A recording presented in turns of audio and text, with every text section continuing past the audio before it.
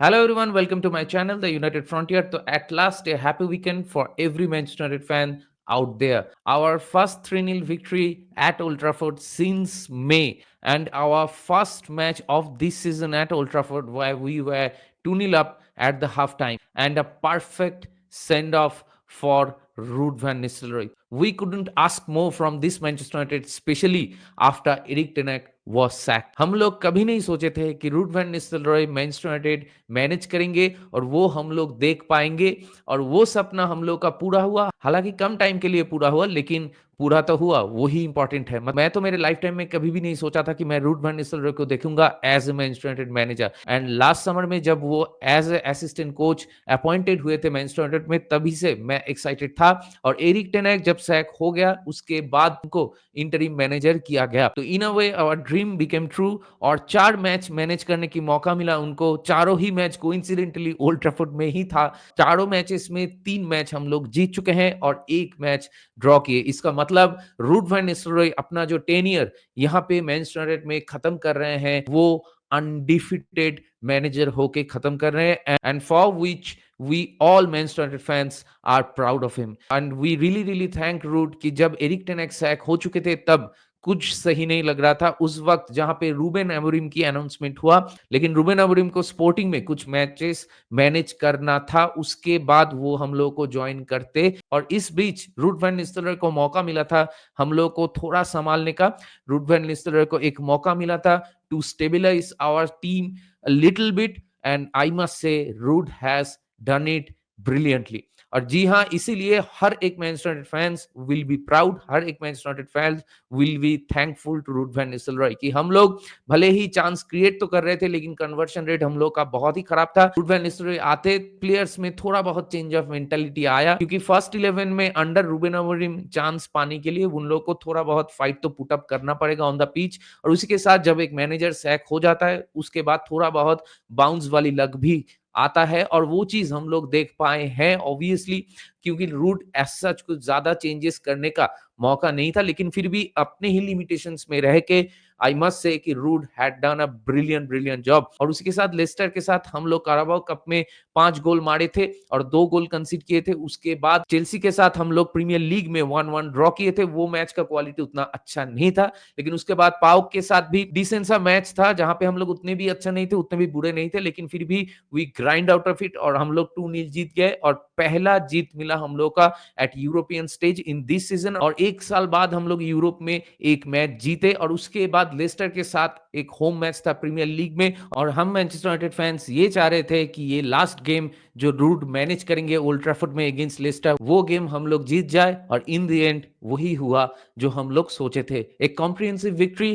Against a team like Leicester was much needed, और हम लोग किसी भी तरीके से अफोर्ड नहीं कर सकते थे यहाँ पे पॉइंट्स ड्रॉप, क्योंकि अगर रूबेन अमोरिम आने से पहले थोड़ा बहुत भी मौका मिलता है रूट वैन निस्टेलरॉय को मैनचेस्टर यूनाइटेड को मैनेज करके थोड़ा बहुत पॉइंट्स निकाल के क्यूमुलेट करके देने का, जिसके ऊपर रूबेन अमोरिम थोड़ा बहुत कुछ बिल्ड कर सकता है to salvage something from reminder of this season, तो उसके लिए ये पॉइंट्स बहुत ही इंपॉर्टेंट थे। वहां पे हम लोग कराबाओ कप में भी नेक्स्ट स्टेज में चले गए हैं, यूरोपा में भी टेबल में थोड़ा बहुत ऊपर आ गए हैं, जहां पे अभी जो टॉप 8 का फासला है वो ज्यादा नहीं है, और कुछ उसी तरह ही प्रीमियर लीग में भी अभी हम लोग थोड़ा आगे आ चुके हैं, जहां पे टेबल में भले ही ज्यादा ऊपर नहीं गए हैं, लेकिन टॉप 4 के साथ जो पॉइंट गैप है वो सिर्फ 4 पॉइंट का है। अभी भी बहुत सारे मैचेस बाकी है, तो इसीलिए ये जीत तो बहुत ही इंपॉर्टेंट था। और दूसरी तरफ हम लोग का जो गोल डिफरेंस है जो नेगेटिव में था, उसको भी सही करने का एक चांस था। लेस्टर जैसे टीम के साथ अगर आप होम में खेलते हो, तो वहां पे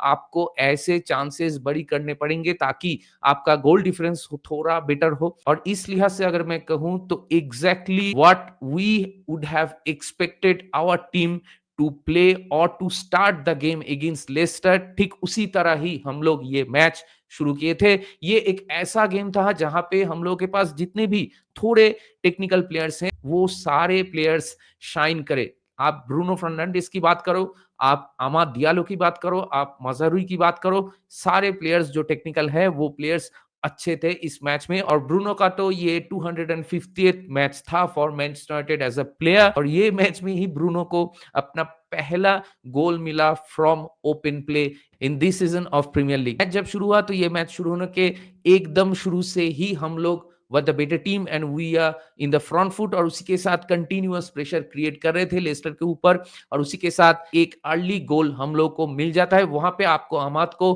क्रेडिट देना होगा, what a brilliant battle he pulled off, और उसी के साथ ब्रूनो का एक वर्ल्ड क्लास फिनिश। ऐसा ही गोल्स हम लोग एक्सपेक्ट करते हैं from Bruno Fernandes who is a captain of this Manchester United team, और वैसा ही कुछ गोल उसने स्कोर करके हम लोग को वो अर्ली लीड दे दिया। उसके बाद लेस्टर के पास एक तुरंत एक मौका मिला था जहां पे वो लोग इक्वलाइज कर भी सकते थे, क्योंकि वहां पे डिएगो डैलोट को हैड नो आइडिया कि हम लोग का बाकी जो डिफेंडिंग लाइन है वो हाई लाइन खेल रहे हैं to catch the opponent in offside places, लेकिन डियोगो डैलोट ने लेस्टर को ऑन साइड खिला दिया और वहां पे एक 1v1 का सिचुएशन बन गया था, लेकिन थैंक्स टू आंद्रे ओनाना उसने वो सेव निकाल लिया। हालांकि इन द मैच ओवरऑल अगर मैं बात करूं तो आंद्रे ओनाना को एज सच कुछ खास सेव नहीं करना पड़ा था, ऑल वर रूटीन सेव्स। लेकिन आई मस्ट से कि लास्ट सीजन में जो क्रिटिसिज्म, जो बैशिंग, जो ट्रोलिंग आंद्रे ओनाना को फेस करना पड़ा from our fan base, not the rival fan bases but from our fan base itself, it was truly amazing to see him come back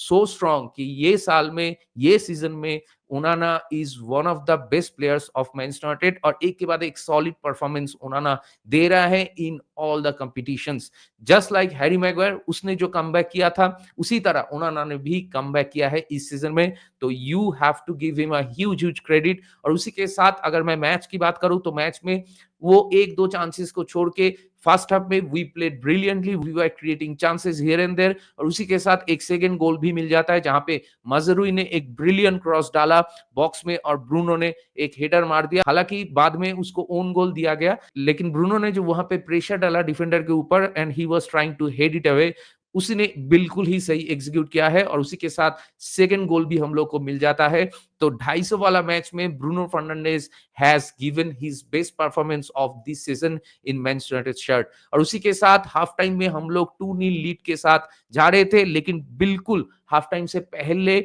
आमा Diallo को एक मौका मिला था, लेकिन वहां पे एक ब्रिलियंट सा सेव कर दिया लेस्टर के गोलकीपर ने, और हम लोग 3-0 नहीं कर पाए, लेकिन फिर भी हाफ टाइम में हम लोग 2-0 स्कोर लाइन से जा रहे थे, और ये भी हम लोग फर्स्ट टाइम अचीव किए हैं इस सीजन में while playing in old Trafford. तो आप सोच ही सकते हैं कि ये मैच हम लोगों के लिए कितना इमोशनल था, क्योंकि ये रुड वैन निस्telrooy की लास्ट मैच था। हम लोग को मालूम नहीं कि आगे वो काम करेंगे या नहीं रूबेन अमोरिम के अंडर, तो उस चीज पे अभी भी कोई क्लैरिटी नहीं है, लेकिन चांसेस आर देयर कि रुड वैन निस्telrooy नहीं काम करे, रूबेन अमोरिम का खुद का टीम हो जो कि अंडरस्टैंडेबल भी है। तो इसीलिए in a way it was a very emotional game for us. उसी के साथ प्लेयर्स ने भी उस चीज को एक्नॉलेज किए और पिच पे जाके वैसे ही खेले जैसा कि हम लोग को खेलना चाहिए to give a perfect send off to Ruud van Nistelrooy. लेकिन सेकंड हाफ में जब मैच चालू होता है तो इंटेंसिटी थोड़ा लो दिखता है हम लोगों को, और लेस्टर एंड मैनचेस्टर यूनाइटेड दोनों ही थोड़ा स्लॉपी पासिंग कर रहे थे, पोजीशन इधर उधर पे गवा रहे थे बिना मतलब के, और उसी के साथ जब ओपोनेंट के बॉक्स के सामने जा भी रहे थे तो वी वर लैकिंग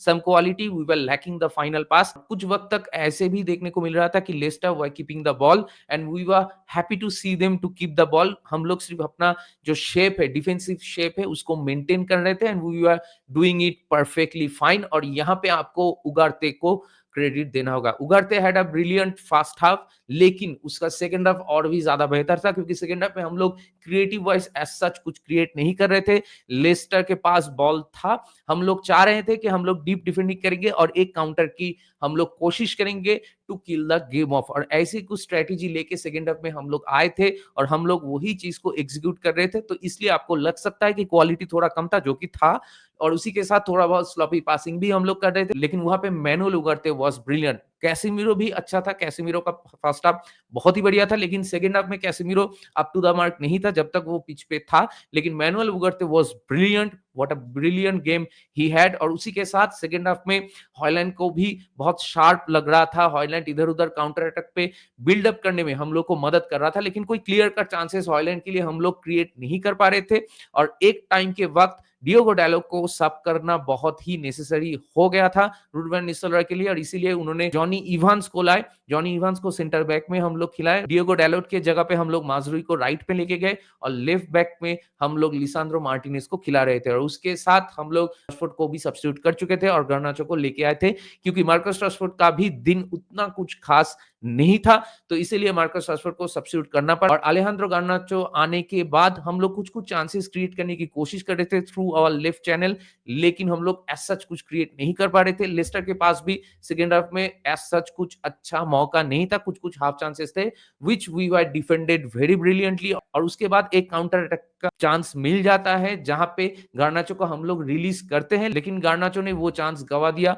हड़बड़ी के चक्कर में। He was trying to finish it early, लेकिन उसको ये नहीं पता था कि उसके पास और भी ज्यादा टाइम है, वो बॉल लेके थोड़ा होल्ड करके उसके बाद फिनिश करने की कोशिश कर सकता था, लेकिन उसने वो नहीं कर पाया। और इसके बाद मैच वैसे ही कुछ चल रहा था कि हम लोग डिफेंड कर रहे थे और हम लोग वेट कर रहे थे कि एक गलती करेंगे लेस्टर और हम लोग एक काउंटर करेंगे। इसके बाद रूट वैन निस्टेलरॉय जोशुआ ज़र्क्ज़ी को लेके आए और हॉयलैंड को हम लोग सब्स्टिट्यूट कर दिए। तो जोशुआ ज़र्क्ज़ी आने के बाद भी मैच में एज सच कुछ खास नहीं हो रहा था, लेकिन कैसेमीरो को सब्स्टिट्यूट करके हम लोग जब एरिक्सन को लेके आए तो हम लोग को लग रहा था कि हाँ, एरिक्सन कुछ क्रिएट कर सकता है, और वही हुआ, क्योंकि गेम खत्म होने के कुछ टाइम पहले ही हम लोग को वो मौका मिल गया जहां पे लेस्टर ने एक गलती कर दिए थे। वो लोग थोड़ा चढ़ के खेल रहे थे उस वक्त और एक चांस क्रिएट करने की कोशिश कर रहे थे, वहां से ही हम लोग एक काउंटर अटैकिंग चांस क्रिएट करे थैंक्स टू एरिक्सन कि उसने एक लाइन ब्रेकिंग पास खेला ब्रूनो फर्नांडिस को, और उसके बाद ब्रूनो फर्नांडिस ने एक लीथल सा रन निकाला जहां पे अकेला वो 5 लेस्टर प्लेयर को अट्रैक्ट कर लिया अपने पास। और ऐसा अगर होता है तो obviously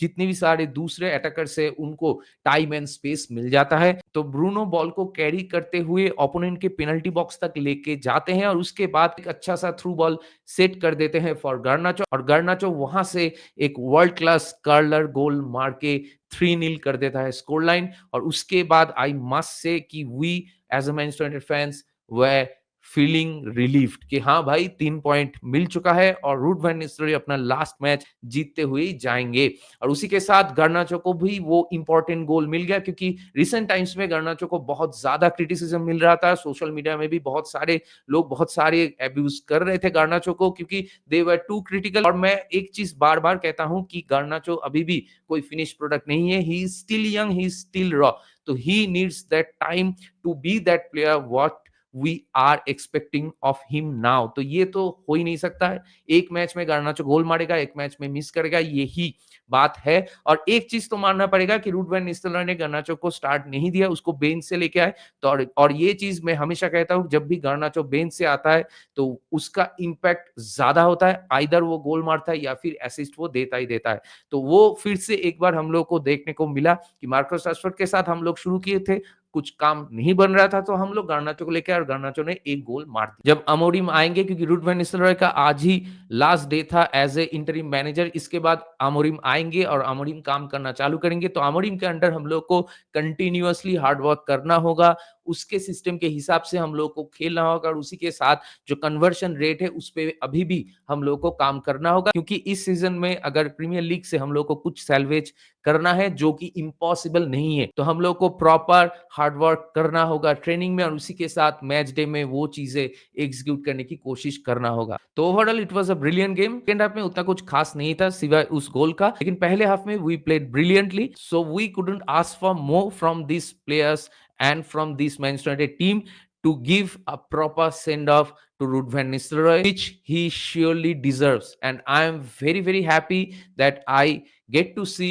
my childhood icon Ruud van Nistelrooy as an interim manager at Manchester United and give us some crucial points and some crucial wins and some brilliant goals. I am very very proud of him, and you as a Manchester United fan, I am sure you will also be very proud of him. So we sincerely thank Ruud van Nistelrooy for this wonderful time. Yes, it was short, लेकिन ये बहुत enjoyable था हम लोग के लिए specially, and हम लोग चाहेंगे कि फ्यूचर में कभी ना कभी आप फिर से क्लब में आए और क्लब में एक मैनेजर का रोल अदा करे। तो देखेंगे फ्यूचर में क्या होता है। रूबेन अमोरिम अभी आएँगे, उसके बाद मैनचेस्टर यूनाइटेड कैसे खेलते हैं। हम लोग के पास अभी तो एक ग्लिम्प्स सा छोटा-सा एक होप है कि हम लोग अच्छा कुछ कर सकते हैं, क्योंकि अगर टेबल आप देखोगे तो लिवरपूल इस गेम वीक में जीत चुके हैं और उसके साथ लिवरपूल अभी टेबल टॉप कर रहे हैं और उसके बाद मैनचेस्टर सिटी फिर से हार गए हैं ब्राइटन के अगेंस्ट में और ये पेप गार्डियोला के करियर में पहली बार हुआ है कि उन्होंने लगातार 4 मैचेस हारे हैं, जो कि और कोई मैनेजर नहीं हारे हैं। आप एलेक्स फर्गुसन के नाम ले लीजिए या फिर एरिक टेन हैग के नाम ले लीजिए या फिर मैनचेस्टर यूनाइटेड में जितने भी सारे मैनेजर अभी तक रह चुके हैं, सबके नाम ले लीजिए। कोई मैनेजर अभी तक 4 मैचेस लगातार नहीं हारे। तो इसको लेके भी सोशल मीडिया में थोड़ा बहुत ट्रोलिंग चल रहा है। तो उनको मेरा ये कहना है कि कोई मैनेजर अभी तक प्रीमियर लीग में 4 प्रीमियर लीग टाइटल भी लगातार नहीं जीता है। तो पेप गार्डियोला को उतना भी ट्रोल करने का या फिर अब्यूज करने का कोई मतलब नहीं है कि ये पोजीशन से भी मैनचेस्टर सिटी लीग जीत सकते हैं, जो कि वो लोग बहुत बार कर चुके हैं। तो इसीलिए I will not say anything against Manchester city, क्योंकि मुझे मालूम है कि वो कर सकते हैं, उनके पास वो क्वालिटी है, वो कंसिस्टेंसी है। और दूसरी तरफ आर्सेनल और चेल्सी भी मैच ड्रॉ कर चुके हैं, तो वो मैच भी कुछ खास नहीं था। आई मस्ट से कि मैनचेस्टर यूनाइटेड और चेल्सी के बीच जो 1-1 ड्रॉ हुआ था, उससे तो बहुत बेटर क्वालिटी का फुटबॉल हम लोग को देखने को मिला। लेकिन दोनों ही टीम थोड़ा बहुत मतलब शेकी थे in front of the goal और उसी के साथ थोड़ा बहुत क्लिनिकलनेस लैक कर रहे थे, थोड़ा बहुत क्वालिटी लैक कर रहे थे। गैब्रियल मार्टिनेली को पहला गोल मिला आर्सेनल में बहुत टाइम के बाद और उसके साथ वो वाला गोल में भी रॉबर्ट सैंचेज का एक मतलब ब्लंडर था, क्योंकि नियर पोस्ट से उसने बहुत ही आसानी से बीट हो गया। तो इसीलिए मतलब चेल्सी एक ऐसा टीम है जिनके पास इतने सारे गोलकीपर्स हैं, फिर भी उनका मेन इशू गोलकीपर ही है। चेल्सी वहां पे 1-0 ट्रेल कर रहे थे सेकंड हाफ में, लेकिन उसके बाद पेड्रो नेटो ने गोल मार दिया, पहला गोल उसका चेल्सी के लिए इन प्रीमियर लीग और उसके साथ 1-1 स्कोर लाइन हो गया। उसके बाद दोनों ही टीम को थोड़ा बहुत हाफ चांसेस मिला था, लेकिन एज सच कुछ नहीं हुआ मैच में और उसके साथ मैच ड्रॉ हो गया। तो in the end I will say it is a fair result and उसके साथ अभी चेल्सी के पास भी 19 पॉइंट है, आर्सेनल के पास भी 19 पॉइंट है। तो मेरा जो पॉइंट है अभी वो ये है कि मैनचेस्टर यूनाइटेड अभी टेबल में 15 पॉइंट लेके बैठे हैं नंबर 13 में। आई गेस टॉटनहम के साथ हम लोग का 1 पॉइंट का गैप है और एस्टन विला, न्यूकासल ये सारे टीम्स के साथ हम लोग का 3 पॉइंट का गैप है और चेल्सी, नॉटिंघम फॉरेस्ट, आर्सेनल जो नंबर 3 से लेके 5 तक है, ये सारे टीम्स के साथ हम लोग का 4 पॉइंट का गैप है। इसीलिए I would say in the end it was a very very happy weekend for Manchester United fans, क्योंकि नॉटिंघम फॉरेस्ट अपना मैच हार चुके हैं, मैनचेस्टर सिटी अपना मैच हार चुके हैं, आर्सेनल और चेल्सी अपना अपना मैच ड्रॉ कर चुके हैं, एस्टन विला दूसरी तरफ अपना मैच हार चुके हैं, स्पर्स इप्सविच से हार चुके हैं। तो ओवरऑल मैनचेस्टर यूनाइटेड फैंस के लिए ये वीकेंड बहुत ही अच्छा था। आप अगर लिवरपूल के फैन हो तो obviously it will be a very very happy weekend for you, क्योंकि लगातार 3-4 गेम वीक से ही Liverpool are the clear winners, क्योंकि आर्सेनल और मैनचेस्टर सिटी दोनों ही थोड़ा बहुत फंबल कर रहे हैं और लिवरपूल उस वक्त अपना 100% विनिंग रिकॉर्ड मेंटेन करते हुए नंबर 1 पोजीशन में बैठे हैं। तो अभी भी it is too early to say, क्योंकि प्रीमियर लीग अभी भी बहुत ज्यादा कॉम्पिटिटिव हो चुका है, स्पेशली इन दिस सीजन, जहां पे आप देख सकते हो कि नंबर 13 से लेके नंबर 3 तक टीमों के बीच का पॉइंट का गैप सिर्फ 4 है। प्रीमियर लीग का टाइटल भी कोई भी जीत सकता है between Manchester city, Liverpool, Arsenal. तो बहुत सारी चीजें अभी होना बाकी है और उसके साथ अगर आप टेबल के बॉटम हाफ में भी देखेंगे तो वहां पर भी चीजें अभी भी कुछ क्लियर नहीं है, वहां पर भी कोई भी टीम कभी भी जा सकता है। तो इस सीजन में और भी ज्यादा कॉम्पिटिटिवनेस और भी ज्यादा टफ प्रीमियर लीग हम लोग को देखने को मिल रहा है, which we as a football fans will obviously love. तो देखते हैं अभी इंटरनेशनल ब्रेक के बाद वापस से जब प्रीमियर लीग चालू होगा और रूबेन अमोरिम आएंगे तो मैनचेस्टर यूनाइटेड कैसे खेलते हैं और पेप गार्डियोला के ऊपर भी थोड़ा बहुत प्रेशर है, वो भी अपना टीम के साथ कैसे खेलेंगे वो भी देखने वाली बात होगी। एक चीज तो अच्छा है मैनचेस्टर सिटी के लिए, वो है कि उनके प्लेयर्स इंजरी से वापस आएंगे और दूसरे क्लब्स के भी कुछ कुछ प्लेयर्स इंजरी से वापस आएंगे, हम लोगों का भी कुछ कुछ प्लेयर्स इंजरी से वापस आ सकते हैं, लाइक लूक शॉ, लाइक लेनी यूरो। तो देखते हैं, बहुत कुछ अभी भी होना बाकी है इस सीजन में। तो जितने भी सारे मैचेस को लेके मैंने बात किया, specially Manchester United versus Lester और उसके साथ आर्सेनल वर्सेस चेल्सी, ये दोनों मैचेस को लेके आप लोगों का क्या राय है, आप लोगों का क्या मानना है, मेरे साथ जरूर शेयर कीजिए कमेंट करके। तो दैट बीइंग सेड, इस वीडियो को चलिए यहीं पे रैप अप करते हैं। अगर आप मेरे चैनल में नए हो तो मुझे जरूर सब्सक्राइब कीजिए, थोड़ा सा सपोर्ट कीजिए